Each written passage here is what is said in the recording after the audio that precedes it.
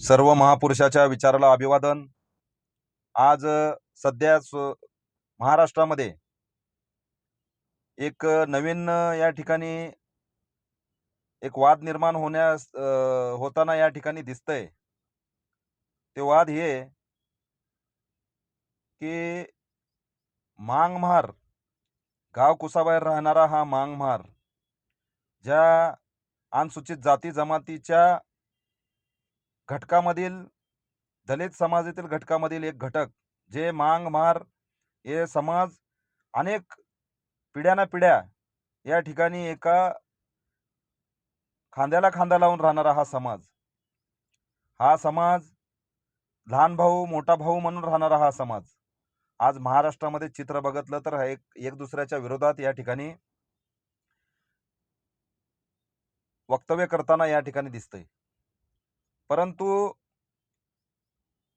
एखाद्या कुठल्या मागणीसाठी, एखाद्या कुठल्या आंदोलनासाठी किंवा एखाद्या जर समाजामध्ये काय घटना घडत असेल तर यासाठी संपूर्ण समाजाला दोष देणं हे योग्य नाही। आणि विश्वरत्न महामानव डॉक्टर बाबासाहेब आंबेडकरांनी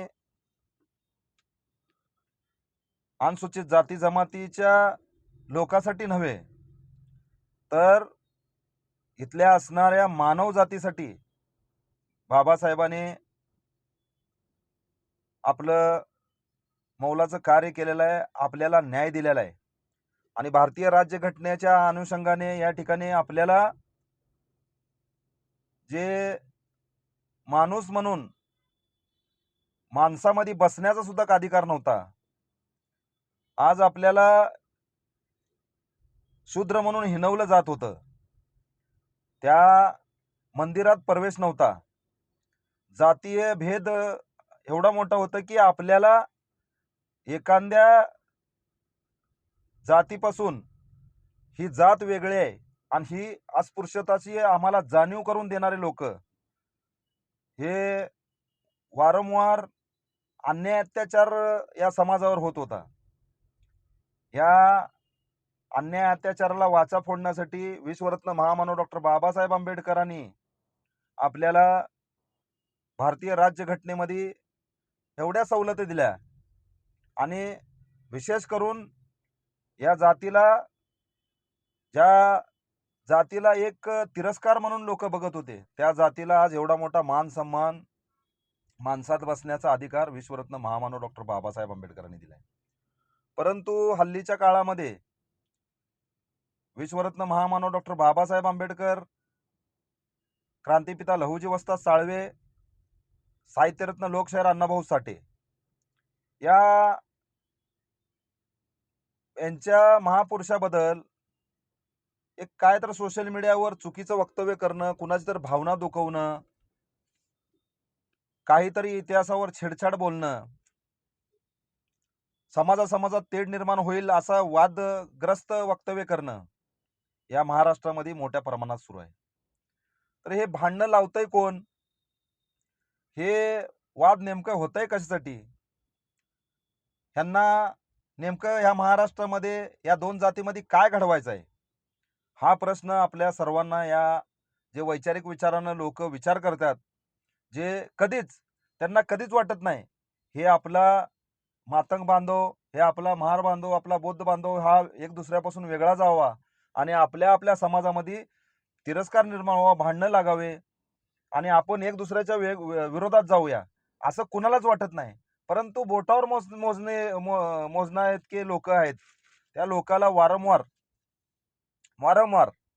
समाजाबद्दल, मग इकडचा असो समाज किंवा तिकडचा समाज असो, चार लोक इकडे चार तिकडे चार लोक, त्या लोकाला विष कालवण्याचं काम करण्यासाठी काही मनुवादी शक्ती, काही RSS ची शक्ती या लोकांची हात मिळवणी करून हे सर्व प्रकार घडवत आहेत।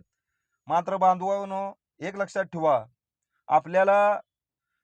आपण खरंच या देशात राहतो, ज्या देशामध्ये महापुरुषांनी एवढी मोठी क्रांती केली आणि त्या महापुरुषांनी क्रांती करत असताना, आपल्याला न्याय मिळवून देत असताना त्यांनी कधीच एका जाती धर्मासाठी, एका विशेष जातीसाठी काम केलं नाही।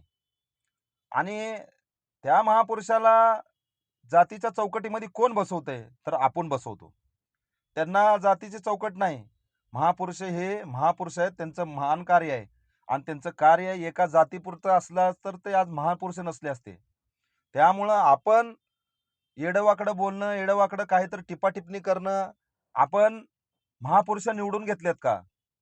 अण्णाभाऊ साठे हे मातंग समाजाचे आहेत म्हणून फक्त समाजापुरतं बघताय का? विश्वरत्न महामानव डॉक्टर बाबासाहेब आंबेडकर हे बुद्ध समाज आहे म्हणजे बुद्ध समाजापुरतं बघताय का? नाही ना मित्रांनो.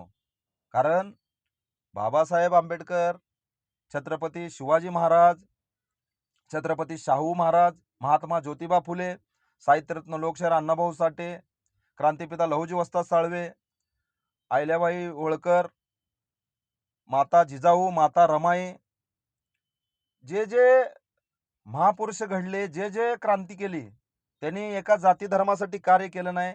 छत्रपती शिवरायाने रयतेचे राज्य आणण्यासाठी, रयते म्हणजे आपण, इथले सगळी जनता, त्यांचं म्हणजे त्यांच्याविषयी लढले ते. त्यांना रयतेचं राज्य आणण्यासाठी, म्हणजे सर्वांसाठी. मग त्याच्यात 18 पगड जातीचे लोक होते. आपण एक जाती धर्माच्या मर्यादित बाबासाहेबाला, अण्णाभाऊला ठेवून आपण समाजात वाद निर्माण करणं हे योग्य आहे का? आणि ते भांडतंय कशामुळं? तक्रारी होत्यात कशामुळं? तर जे काही तुमची मागणी आहे, हे वैचारिक शासनाला भांडणं, शासनाला बोलणं, शासनाला त्यांना सांगणं गरजेचं आहे, की बाबा तुम्ही आमच्या समाजात फूट पाडू नका. तुम्ही आम्हाला जाणीवपूर्वक आम्हाला हे काहीतरी एक चॉकलेट देऊन असं चुकीचं दिशेला समाजात नेऊ नका. हे आम्ही मिळून मिसळून राहणारा समाज आहे, हे आमचा लहान भाऊ आहे, आमचा मोठा भाऊ आहे.